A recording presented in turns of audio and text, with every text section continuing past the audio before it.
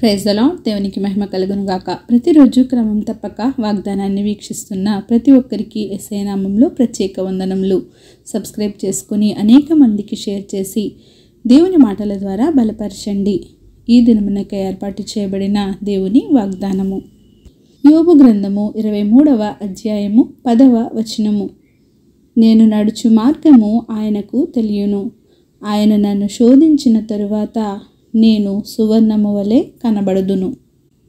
But he know the way that I take when he hath tried me I shall come forth as gold. యోబు భక్తుడి నుండి మనం ఎన్నో జీవిత పాఠాలు నేర్చుకోవచ్చు. ఆయనకు వచ్చిన శ్రమలు మరి ఏ భక్తునికి రాలేదు. అన్ని శ్రమలు వచ్చినప్పటికీ అతను చెప్పుచున్నాడు, నేను నడుచు మార్గము ఆయనకు తెలియను.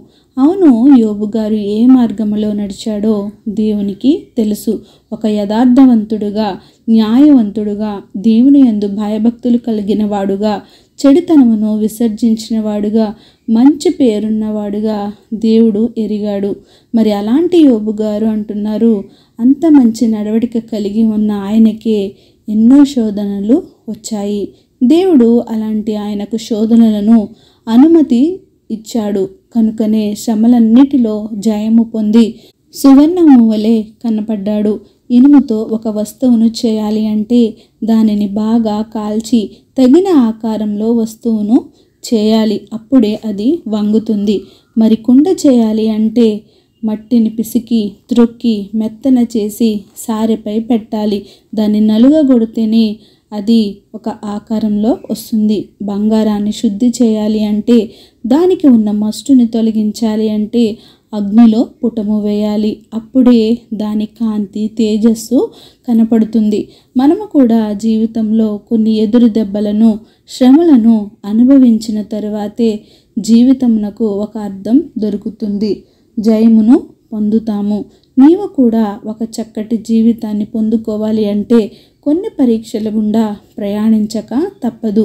ఆ ప్రయాణంలో నీకు ఎత్తు పల్లాలే రావచ్చు, మంచి చెడులే కనిపించవచ్చు, నిదానము వంకర లాంటివి ఎన్నో మీకు ఎదురవ్వచ్చు. కనుక దేవుడు నీ జీవితంలో ఏది పంపించినా దానిని ఆనందంతో స్వీకరించు. నీతిగా, నిజాయితీగా జీవించడానికి శ్రమపడు. అప్పుడు యోబును జ్ఞాపకం చేసుకున్నవాడే నిన్ను కూడా జ్ఞాపకం చేసుకుంటాడు. ఆయన విడిచిపెట్టని వాడు నిన్ను కూడా విడిచిపెట్టడు. నీకు ఒక చక్కని రెండంతల ఆశీర్వాదాలను నీకు కలుగ చేస్తాడు. నమ్మిక మాత్రం ఉంచు. ఆమేన్. చిన్ని ప్రార్థన. సకల ఆశీర్వాదాలకు కారణభూతుడైన మా ప్రియ పరలోకపు తండ్రి, మీరిచ్చిన వాగ్దానమునకే వందనాలు దేవా.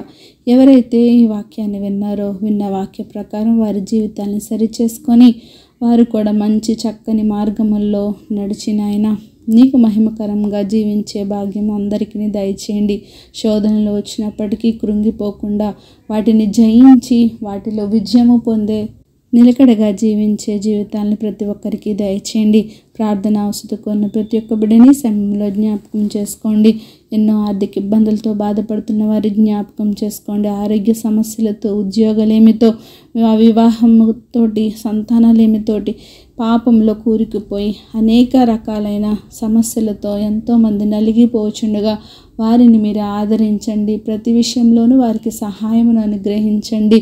మీరే లేవనెత్తండి. కనికరించి కృప చూపి సమస్త ఘనత మహిమ మీరే ఆరోపించుకుంటారని యేసుక్రీస్తు పరిశుద్ధ నామమున ప్రార్థించి అడిగి వేడుకొంచున్నాను మా తండ్రి. Amen. God bless you all.